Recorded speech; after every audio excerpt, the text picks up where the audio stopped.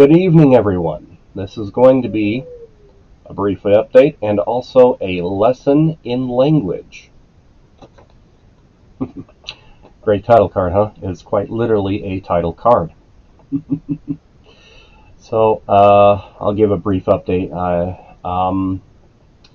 I think my last video was the anti-slap thing. That went down in flames in the Idaho legislature, and I'm very bitter about it, and I'm also bitter about the reason why. It's basically because a few senators had a personal beef with who was presenting it, and a couple of people who presented. You might be able to guess, if you go back and look, which people I'm talking about. I'm trying very hard to not be bitter about it, because that thing should transcend a lot of other issues. It should transcend politics. We should have anti-slap legislation, but people decided to be very petty about it anyway. A lot of things going on locally here in politics in Ada County, in the Treasure Valley, and in Idaho. And run for PC again. I'm running for precinct committeeman again, and of course the opposition, the opposing faction, they've put up a bunch of people in all across the state, but mainly in Kootenai County and in Ada County. And one of the J-holes that barely ever shows up, he literally ran for PC last time for to occupy a seat and to make sure that others had power, and to never actually show up. He's one of those types. Yeah, he's running again, and this time he got his dad involved in it, and his dad is running against me. So you can pretty well assume that that's the same. They're just running a seat occupier against me.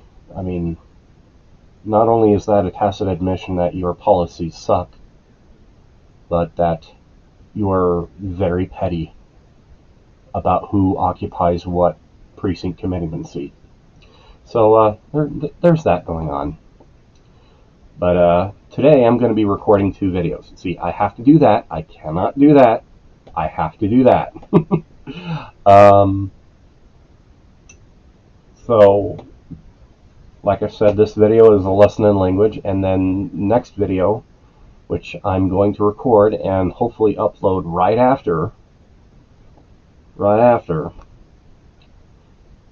should be covering the proposed bylaw amendments in the Ada County Republican Central Committee. That thing that I'm PC for. It was proposed by good dude Steve Bender. I've explained who he is before, so none of this is a surprise. But a lesson in language is a little bit necessary for some of the background of what's going on there. And so I've written down some notes, and so I'm actually looking at some notes, and I'm going to briefly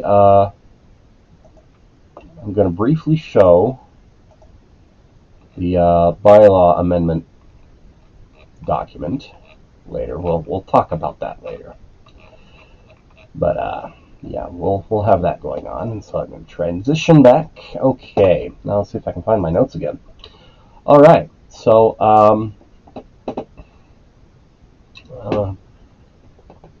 reading from my notes now. A lesson in language. The story starts all the way back in, I want to say, at the opening of, or somewhere in the middle of the World War I, the First World War. And so it was in or about the end of the consequences of World War I. In fact, there was this man who would later be more widely known as Vladimir Lenin. Yeah, I'm going there.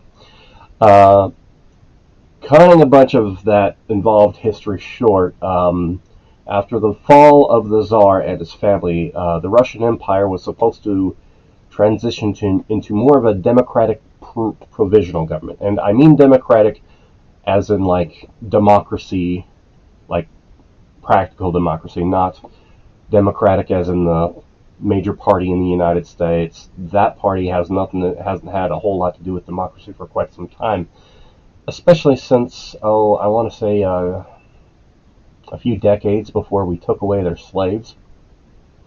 Yeah, and plus since they are, of course, the party of the superdelegate. They are not about democracy. But anyway, I'm getting way sidetracked here. Um, so, they were supposed to have this provisional government. It was supposed to be more of a democracy, almost kind of like a republic almost. But we'll get there. Um, that, of course, didn't happen. Vladimir decided to, this Vladimir guy, he decided to manipulate the situation and position the things the way that he wanted. Not only did he want power, but he wanted certain kinds of power, and he wanted it a certain way, of course. And it started with an interesting trick of language. We're getting there.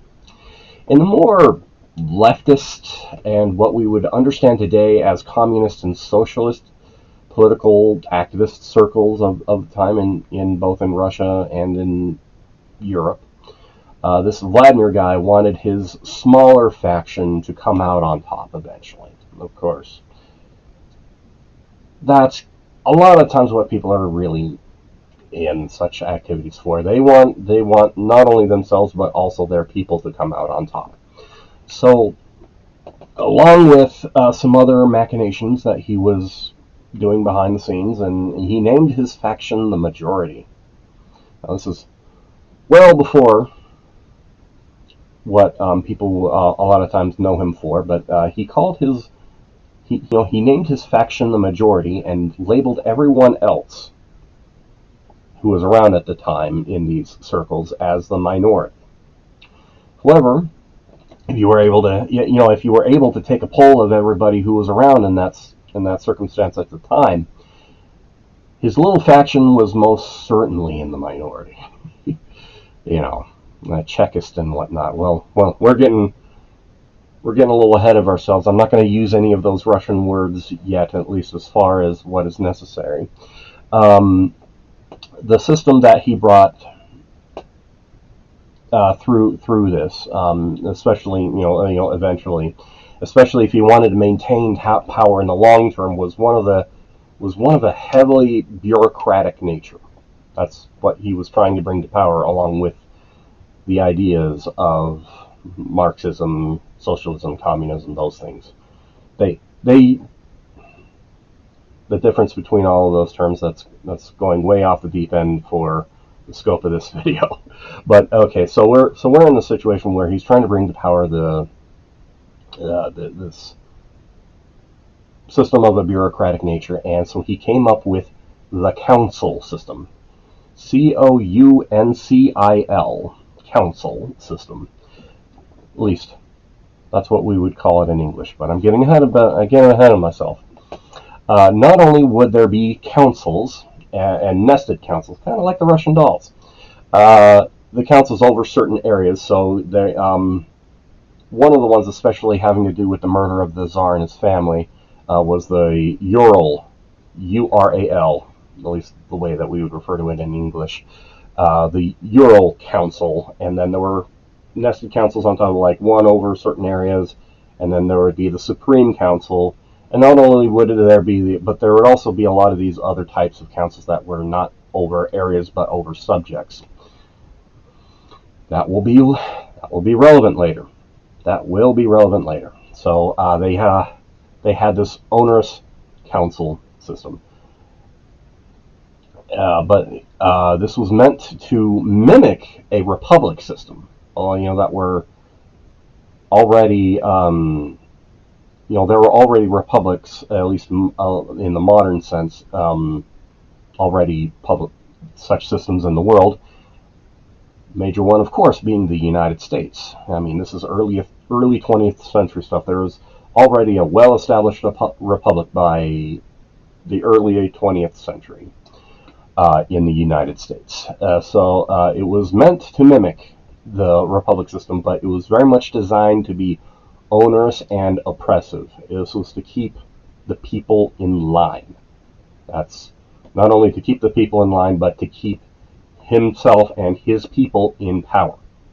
And by that time, of course, we were involving people like Joseph Stalin and Trotsky and all them. Well, by this point, and by the way I'm telling it isn't completely linear either, and you might be able to figure out why. But anyway, so why am I mentioning all of this? Well, for two reasons. See, I have to do this. I cannot do this. I have to do this. So why am I mentioning this? For two reasons. I'm going to tell you about a couple of Russian words in a moment. Now, some educated people might already figure out, or at least one or both of them, but hold on, I'm getting there. But I'm also going to compare some more recent things in the local political space here in Ada County. I'm going to be tying this together. Don't worry. So, you see, not only over a grave misunderstanding of how things work, but also because of his own desire to more tightly control things in the Ada County Republican Central Committee, Victor Miller, of all people, he proposed and got passed a bunch of changes because he had just gone through this whole thing of make Ada great again, lie about a bunch of people, get in power. I've explained this before about how that whole thing happened, but yeah, so they've just got into power, right? This is not long after the 2020 state convention, right? He got passed a bunch of changes to the Ada County Republican Central Committee bylaws, and among these changes, there were either the creation, reclarification, or heavy modification of special committees into regular committees. Now, I'm going to have to explain that what the heck that even means here for a moment. There are a few other differences, but that aren't necessarily relevant here. But to say the relevant parts here, the relevant differences between special and standing. I wrote it down in here as regular, but the word is standing committees. A special committee, at least in the Roberts Rules sense, is meant for a specific purpose, is created by the chairman, usually on the fly, and not necessarily, and this purpose is not necessarily spelled out in the bylaws, at least usually isn't, because then it would be the other kind in most cases. And a standing committee is, of course, what I just said, is one that is spelled out in the bylaws, both in procedure and in scope. Now, that might become relevant here in a moment. So, and there were a lot of the really unnecessary and possibly contrary to Idaho Code things. I won't say illegal, but very contrary to Idaho Code. I'll just say that. There were a lot of these committees in there as well. So one of these things was a Republicaires committee. It was meant to be some sort of altruistic or charity kind of thing, but literally nothing got done in it, and you might be able to tell why with what I mentioned here in a little bit. But yeah, there's all this unnecessary crap, and so by the time that Victor Miller and the other seditious six, I'm using those words again, seditious six resigned. By the time that they resigned, October 5th of last year. It's 2024 in case the viewer is unclear. But yeah, last year, 2023, October and early October, they resigned, and a lot of by that point, a lot of this extraneous stuff had just fallen by the wayside anyway. It was kind of getting in the way of stuff, and the Republicaires example again, people were just ignoring that as if it didn't exist, which is legally a problem, but they're in that situation because of course, Victor Miller and his pals don't necessarily understand what the hell they're even doing. We'll put it that way. So a lot of that crap wasn't even being done by the time that but a lot of crap wasn't even being done by the time that they resigned. But Victor Miller did, in fact, have his own council system with this. Of course, he just simply called them committees. And not only that, but he was definitely trying to take away the power of the local legislative district committees, because in most of Idaho it works differently. But since there are legislative districts inside of Ada County, he tried to make sure that control was over there, and that the legislative district committees couldn't necessarily get back, because he took away the representation of their chairman off the executive board. There's a lot of history there. So we had that stuff going on. He also pretended a lot of these committees were these extraneous committees that were defined in the bylaws as independent of his will. He just, but it was fairly clear, both in public and in the background, that he was the boss, and he was definitely in direct control. I mean, one good example of this is, of course, how the Ada County Republicans ended up endorsing a couple of progressives for the CWI board. And the Central Committee was never consulted. They was never even notified. People just found out about it. That's a good example of how Victor was in control. There was even this whole slate of incidents where he would assert, rather wrongly in fact, that how the Republican Party is organized, and that it's a top-down organization instead of a grassroots-controlled. Just like Lenin. And I've used his last name again now, because I'm going somewhere with this. Now, a little bit about the local stuff since the Seditious Six resigned. A lot of them, with Victor Miller at the head of it, started this thing called the Idaho Majority Club. There's that word again, majority. I'm going somewhere. So, there's that word again, majority, where it seems to only be comprised, this Idaho Majority Club seems to only be comprised of a lot of the people who aren't really from Idaho originally, but rather from other places, and Victor Miller included. He's from Connecticut. He's not from Idaho. In fact, nobody seems to know much about him before 2017. Go figure. Anyway, at least the majority of them.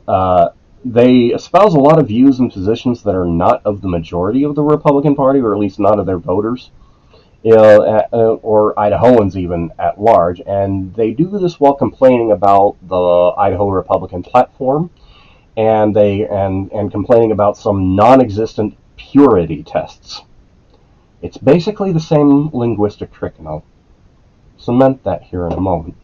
Of course, very few of those people with Vladimir Lenin, and those times, during and after World War I, and the Russian Empire, and later the Soviet Union, actually none of them spoke, well, very few of them actually spoke English. They didn't use the words majority or council. They all spoke Russian. And so here is a small lesson in language. Here's a brief lesson in Russian. I'm going to teach you a couple Russian words. The first word is Bolshevik. Here's another title card that I just wrote up. Bolshevik, first in Cyrillic, and then how I would normally write it. And yes, my handwriting is pretty bad. I'm aware. But the first word is Bolshevik.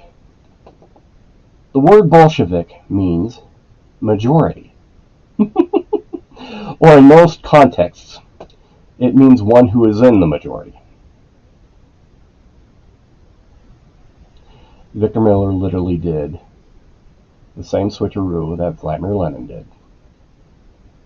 But here gets better. Next word you might not be able to read as quickly if you don't know the Cyrillic or the historical context. This word is, and I've written it down in Cyrillic both right here and in my notes, even though it looks very much Roman, in the Latin. This word is Soviet. Of course, you've likely heard that very same word in a bit of a different form, because that word, Soviet, got anglicized, I'm going to pick it up again, to Soviet. When I say the council system, I mean the Soviet system. The previous administration of the Ada County Republicans literally tried an onerous, bureaucratic, Soviet-style system. This has been a lesson in language. Now, like I said, I'm going to tie in what that whole thing was about with the committees and with the next video. The next video is going to be more directly on the proposed bylaw amendments by my good acquaintance and friend, Steve Bender. I'm going to be going over the technical details and all that, and I won't actually have to go over much because there's just some interesting details. I'll just say that. At least interesting to me. That's why I do these videos.